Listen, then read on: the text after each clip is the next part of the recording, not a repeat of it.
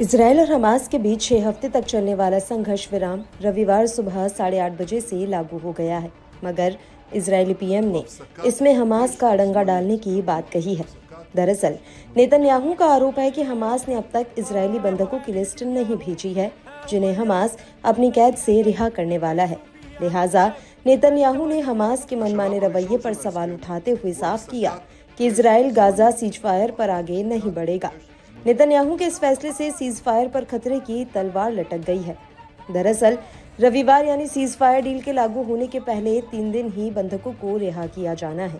इस बीच Israeli army radio ने बताया कि युद्ध विराम समझौते के पहले चरण में रिहा होने वाले बंदियों के समूह में फिलिस्तीनी नेता खालिदा जरार भी शामिल हैं। पिछले कुछ महीनों से अकेले जेल में बंद जरार को पहले दिन रिहा किए जाने वाले 95 बंदियों की लिस्ट में शामिल किया गया है। इजराइल के न्याय मंत्रालय की ओर से जारी की गई लिस्ट में 69 महिलाएं, 16 पुरुष और 10 नाबालिग शामिल हैं, जिनमें सबसे कम उम्र का शख्स 16 साल का है। फिलिस्तीनी लिबरेशन पॉपुलर फ्रंट के नेता जरार को 26 दिसंबर साल 2023 को गिरफ्तार किया गया था। जरार फिलिस्तीनी विधान परिषद के सदस्य भी हैं।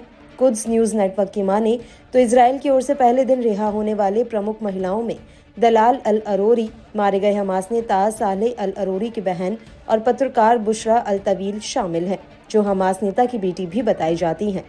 अल अरोरी की पिछले जनवरी में बेरूत में एक इजरायली ड्रोन हमले में अल कस्साम ब्रिगेड के अन्य शीर्ष सदस्यों के साथ हत्या कर दी गई थी।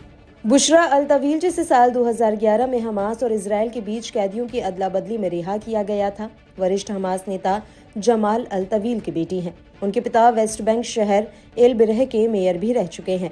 इन नामों से पता चलता है कि अक्टूबर 2023 में गाजा पर इजराइल के सैन्य हमले के बाद अधिकांश बंदियों को गिरफ्तार किया गया था। युद्ध से पहले 10 से भी कम गिरफ्तार किए गए थे। बता दें कि युद्ध विराम समझौते का पहला चरण 42 दिनों तक चलेगा। इसमें 33 इजरायली बंदियों को रिहा किया जाएगा। बदले में 600 फिलिस्तीनी बंदियों को रिहा किया जाएगा, जिनमें से सभी की सजा 15 साल से ज्यादा है।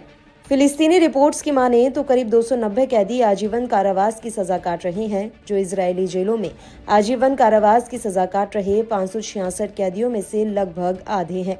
कुल मिलाकर इस समझौते के तहत करीब 2000 फिलिस्तीनी बंदियों को रिहा किया जाएगा। माना जा रहा है कि नेतन्याहू ने भारी दबाव के बीच गाजा के साथ युद्ध विराम और कैदियों की अदला बदली के समझौते पर मंजूरी दी। इस समझौते को 24 मंत्रियों का समर्थन मिला, जबकि 8 मंत्रियों ने इसका विरोध भी किया। ऐसे में ये देखना काफी अहम रहेगा कि ये डील सही मायने में अमल पर लाई जाती है या इसमें किसी तरह की कोई साजिश तो नहीं।